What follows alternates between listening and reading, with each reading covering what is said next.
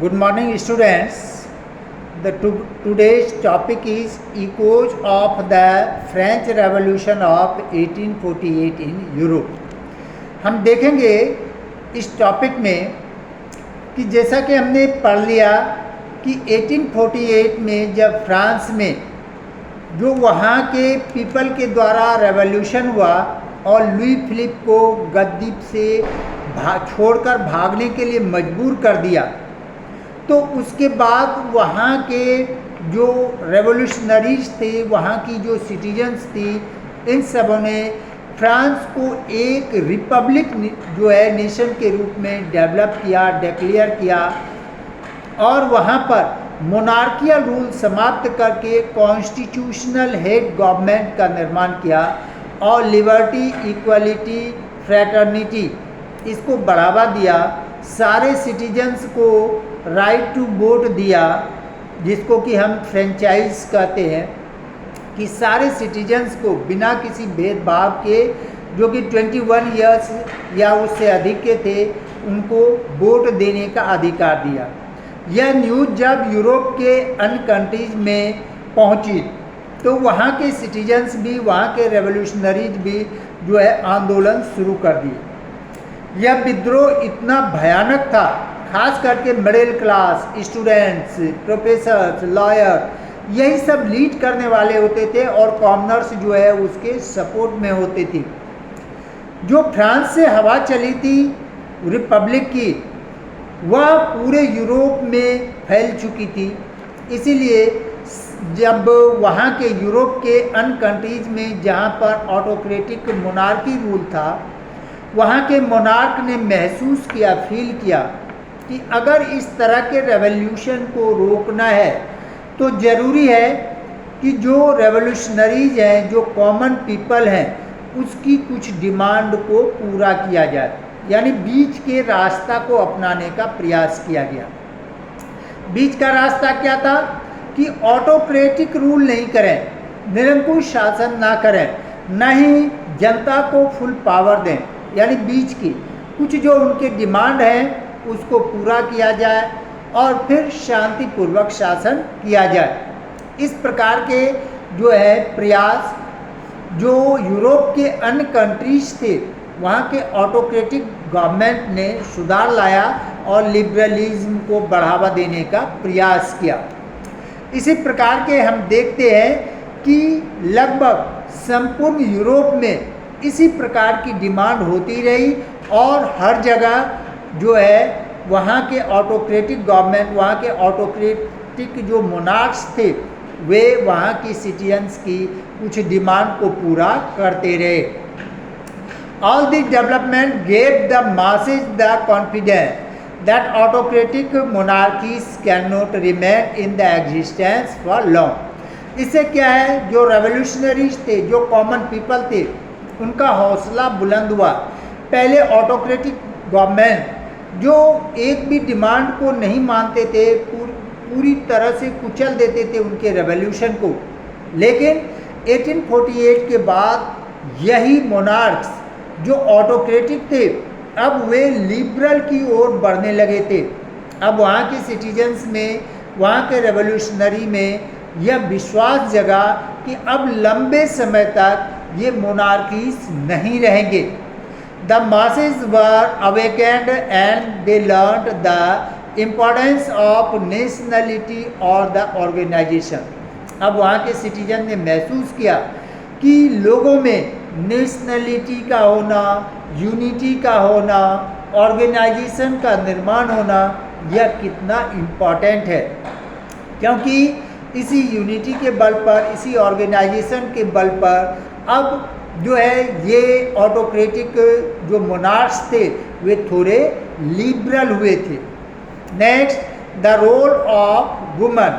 अब हम देखेंगे कि यूरोप के हिस्ट्री में चाहे जितने रेवोल्यूशंस हुए, जो वहाँ पर लिबर्टी आई, not only France but whole Europe, जो उसमें परिवर्तन आए, उस सब में विमेन का क्या अधिकार था, क्या रोल था।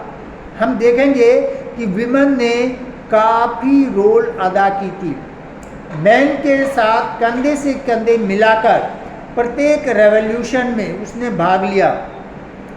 अनेक अपने संगठन का, विमेन का संगठन बनाया, न्यूज़पेपर चलाया, जगह जगह रैलीज और हड़ताल किए।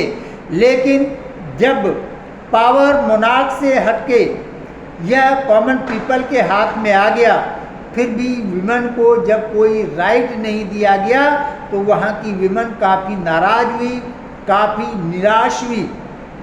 हम देखेंगे कि फ्रैंकफर्ट पार्लियामेंट का जो निर्माण हुआ था जर्मनी में, वहाँ पर भी हम देखते हैं कि विमेन को एक सिर्फ दर्शक के रूप में सबसे पीछे वाले गैलरी में खड़ा होकर देखने का अधिकार दिया गया था।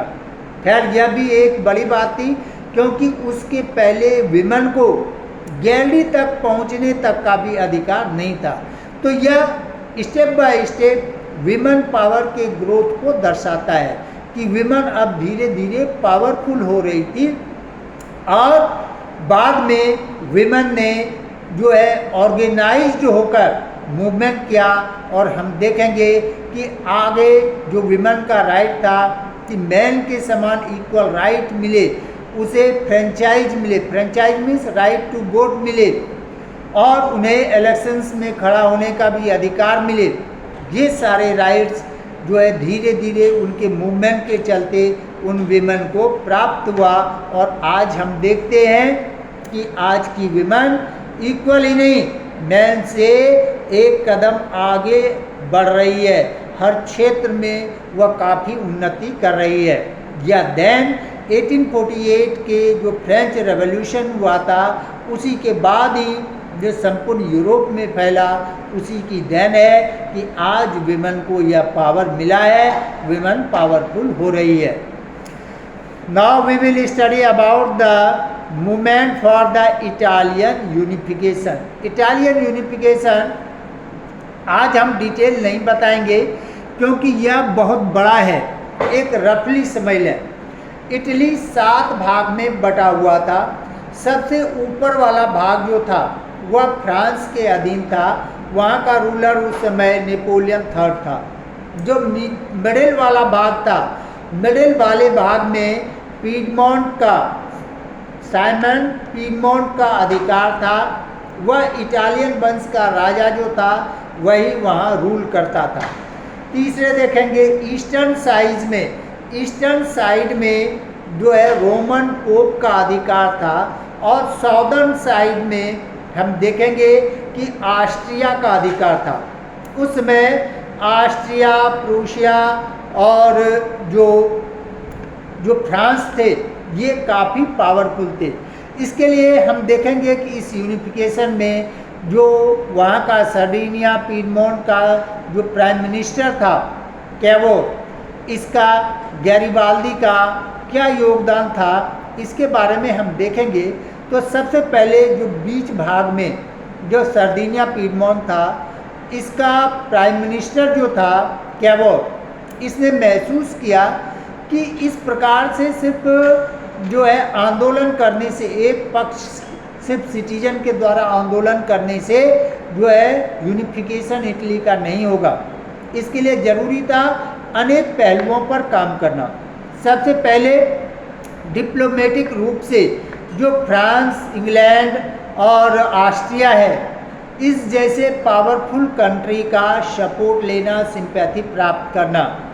सेकंड था वहाँ के पूरे इटली के जो सिटीजन्स हैं उसमें अवेयरनेस लाना, उन्हें नेशनलिज्म की फीलिंग उनमें भरना। और थर्ड था कि इनका जो सिंपैथी, पावरफुल कंट्रीज का सिंपैथी प्राप्त करे, उसके बाद इनकी सिंपैथी से जो है वह सर्डिनिया पीडमोंट को इतने आर्थिक और राजनीतिक रूप से विकसित कर ले कि इंटरनेशनली जो सर्डिनिया पीडमोंट है इसकी पहचान बढ़े। इसी डिप्लोमेसी के अंतर्गत हम देखते हैं कि उसी समय कि क्रीमिया वार छिड़ गया। क्रीमिया वार में एक और इंग्लैंड और फ्रांस थे, तो दूसरी ओर हम देखते हैं रसिया था। इसमें कैवोर ने एक डिप्लोमेटिक चाल चली, उसने फ्रांस और इंग्लैंड का सपोर्ट किया, अपनी सेना भेज दी फ्रांस और इंग्लैंड के सपोर्ट में। और जब युद्ध हुआ, रसिया पराजित हुआ, तो इसका बेनिफिट जो है सर्डिनिया पीडमोंट को मिला, क्योंकि क्रीमिया वार के बाद जो शांति समझौता हो रहा था उसमें सर्डिनिया जैसे छोटे से कमज़ोर स्टेट को भी उस शांति समझौता में बैठने का मौका दिया, और वहीं पर कैबोर ने इटली के यूनिफिकेशन के बारे में अपनी बातें छेड़ी। अब क्या है कि यह धीरे धीरे कैबोर सर्डिनिया पीडमोंट को आर्थिक, राजनीतिक और सैन्य दृष्टि से शक्तिशाली बना रहा था। अब इंग्लैंड और फ्रांस की सिंपैथी को इसने जीत लिया। अब यह ऑस्ट्रिया के किंग को पराजित करना चाहा। इसके लिए क्या किया, जो गैरीबाल्दी था इसका सपोर्ट लिया। गैरीबाल्दी साउथ में गया, वहाँ के किसानों का विद्रोह करवा दिया। विद्रोह में क्या है, जैसे वहाँ विद्रोह फैला तो विक्टर इमैनुअल सेकेंड जो है अपनी सेना के साथ साउथ में गए, जिसमें फ्रांस की सेना भी सपोर्ट की थी, अटैक किया। उसमें ऑस्ट्रिया पराजित हो गया। ऑस्ट्रिया जब पराजित हो गया तो वह भाग जो था वह इटली में मिला लिया गया। अब हम देखते हैं फ्रांस का भाग था। फ्रांस जो है नेपोलियन थर्ड, वह जो है नहीं चाहता था कि वह अपने जीते हुए भाग को छोड़े।